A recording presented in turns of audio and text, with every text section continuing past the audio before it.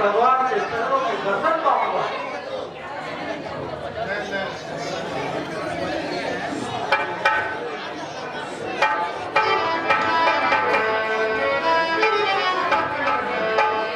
रावण के भाई भक्त विभीषण जी भगवान श्री राम के शरण में जा रहे हैं। लात मार के रावण ने भगा दिया है।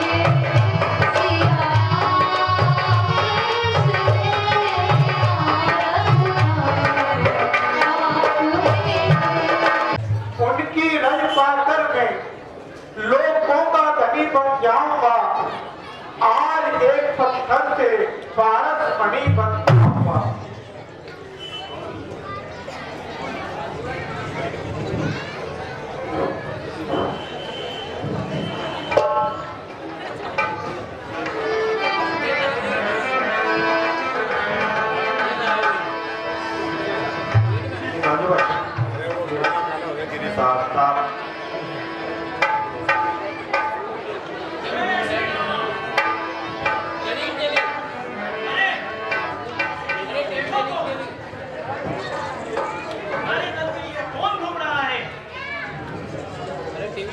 ढाल से तो राक्षस मालूम होता है, परंतु मस्तक पर तिलक लगाए, गले में माला पहने और राम राम जपते हुए कोई हरिभक्त मालूम होता है। अरे कहीं आप तो आने ऐसा ना हो जगह नहीं है। रावण अपने गुप्तचर भेज रहा हो और हमें धोखा देने के लिए ये कपट रूप बनाए रखा। तो चलो, अगर तुम्हारी बात सही है तो इससे बात करें।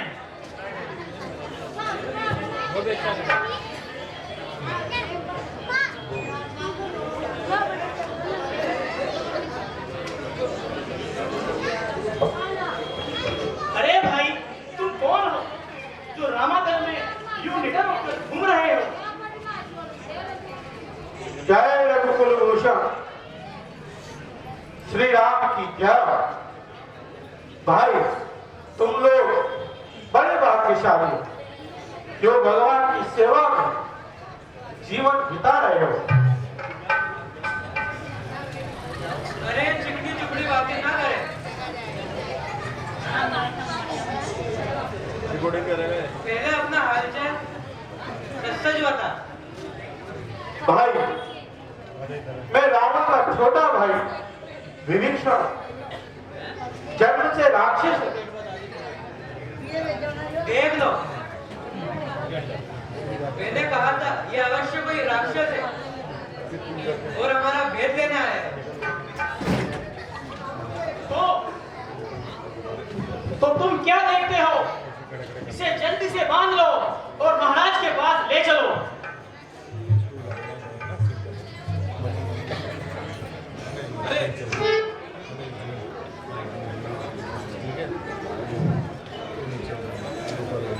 अरे ये क्या चल रहा है?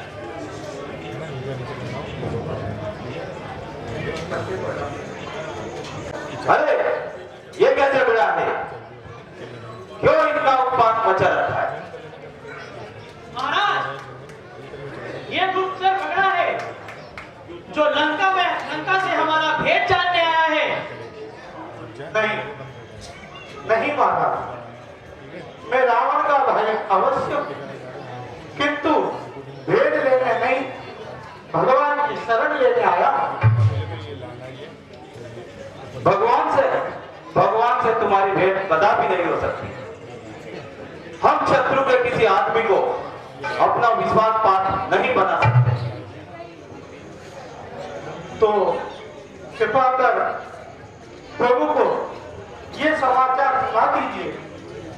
यदि वो मुझे आसरा देना न चाहेंगे तो मैं चला जाऊंगा।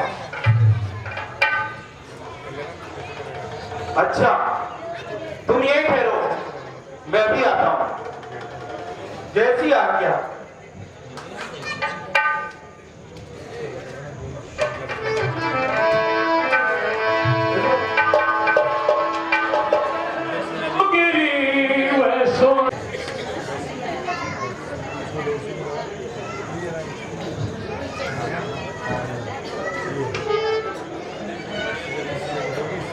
हे प्रभु,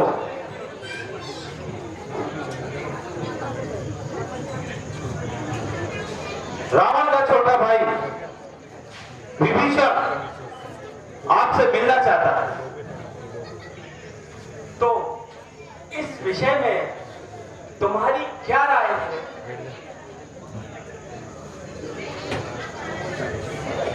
महाराज, यद्यपि शील स्वभाव है, परंतु फिर भी राक्षस है। निशाचरों की माया कुछ समझ में नहीं आती। संभव है उसमें भी कोई कपट हो, इसलिए मेरी राय में उसे बांध देना चाहिए। सुग्रीव जी, मैं आपके वचनों का आदर करता हूं, किंतु अपनी प्रतिज्ञा तोड़ते हुए भी डरता हूँ। यदि कोई ब्रह्म हत्या करके भी मेरी शरण में आएगा तो आश्रय अवश्य पाएगा।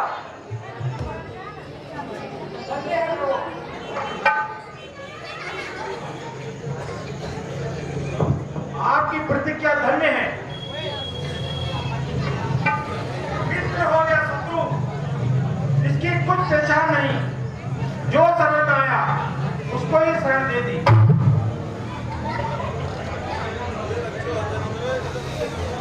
जाइए जाइए हनुमान जी, विभीषण को आदर से ले आइए। जैसे आज्ञा प्रभु।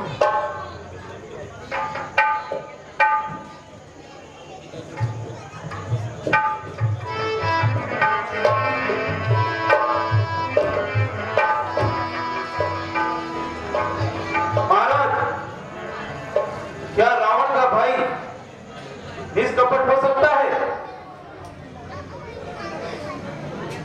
क्यों नहीं सुग्रीव जी, क्या कीच में कमल नहीं खिलते?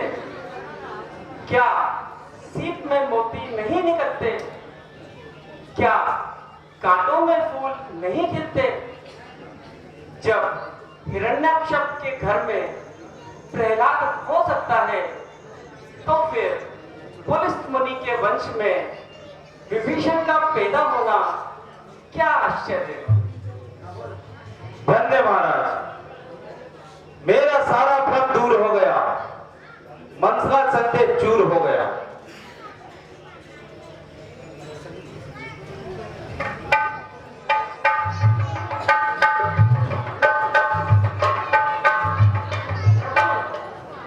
शरण, हे नाथ शरण। विभीषण जी आ गए हैं।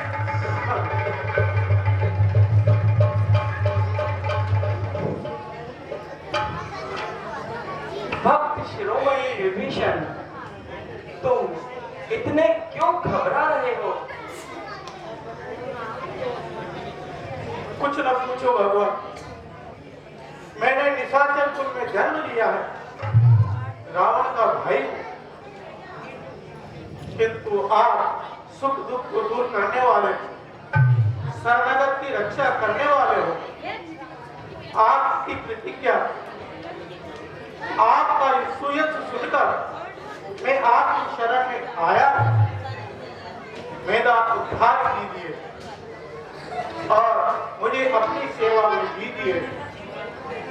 विभीषण जी, तुम निश्चिंत रहो, परंतु ये तो कहो कि परिवार से मुख क्यों मोड़ा? भाई का साथ किस लिए छोड़ा? हे राम, हे राम, नरक का नाश अच्छा है, परंतु दुष्ट का पास अच्छा नहीं है। जो कुनीति पर चलने वाला है और जिसको दुराचार और व्याभिचार भाते हैं, धर्म को भूलकर अधर्म व कुमार्ग पर जाते हैं, उससे अलग रहने में ही भलाई है। क्या तुम्हारा मतलब रावण से है? हाँ महाराज, मैंने उसे अनेक प्रकार से ऊंच नीच दिखाकर सत्य मार्ग पर लाना चाहा, परंतु उसके पास के दिन समीपी आ गए।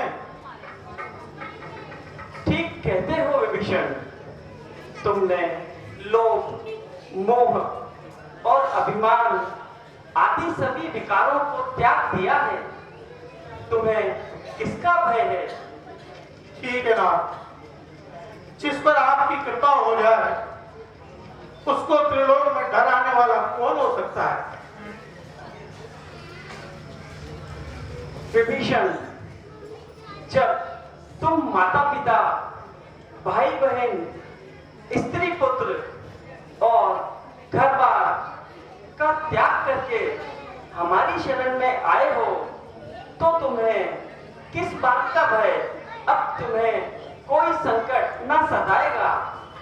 यदि ब्रह्मांड में तुम्हारा कोई शत्रु भी होगा तो भी तुम्हारा बाल बांका नहीं कर पाएगा। अच्छा लंकेश, अब तुम्हें जो अच्छा लगे वह वर मांग लो।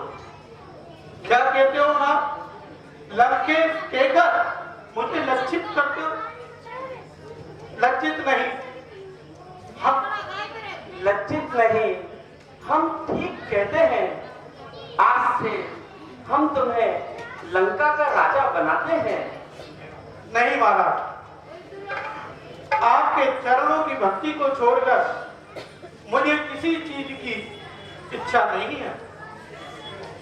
यह हम जानते हैं, परंतु लंका का राज्य हम तुम्हारी इच्छा से नहीं, अपनी इच्छा से तुम्हें सौंप रहे हैं।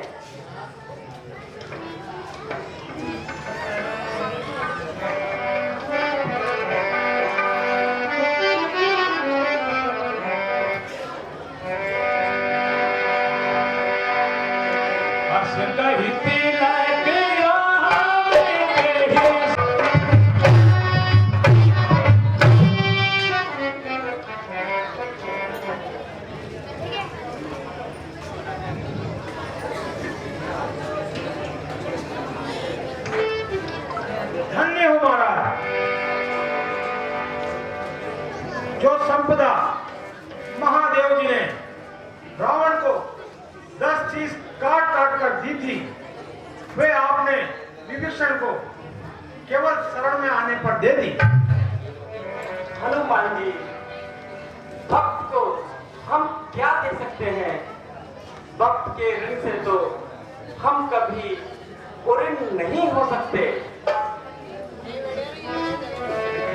हे प्रभु, आपने रावण के होते हुए लंका का राज्य विभीषण को दे दिया। अगर रावण भी आपकी शरण में आ जाएगा तो क्या करोगे? हे सुग्रीव जी, तुमने कहा तो बहुत सुंदर है। यदि रावण भी आ गया तो हम उसे अयोध्या का राज दे देंगे। बोलो भक्तवत्सल भगवान की। हे सुग्रीव जी, अब समुद्र पार किस प्रकार जाना चाहिए? प्रभु, इस भयंकर सागर को पार करना बड़ा ही दुर्लभ प्रतीत होता है। नहीं महाराज, आपके सामने कोई काम दुर्लभ नहीं। आपकी दृष्टि पड़ते ही पर्वत मार्ग छोड़ देते हैं। आपके बाण करोड़ों समुद्र को सुखा सकते हैं।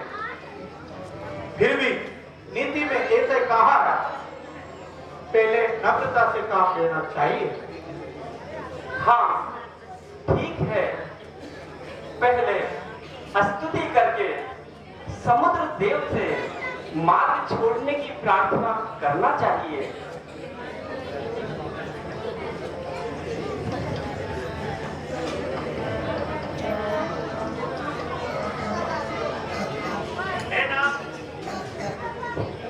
विनती करने की क्या आवश्यकता है?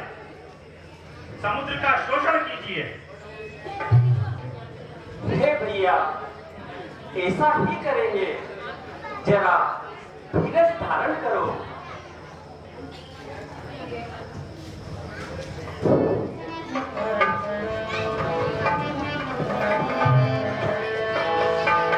फिर क्या था, भगवान श्री राम की सारी सेना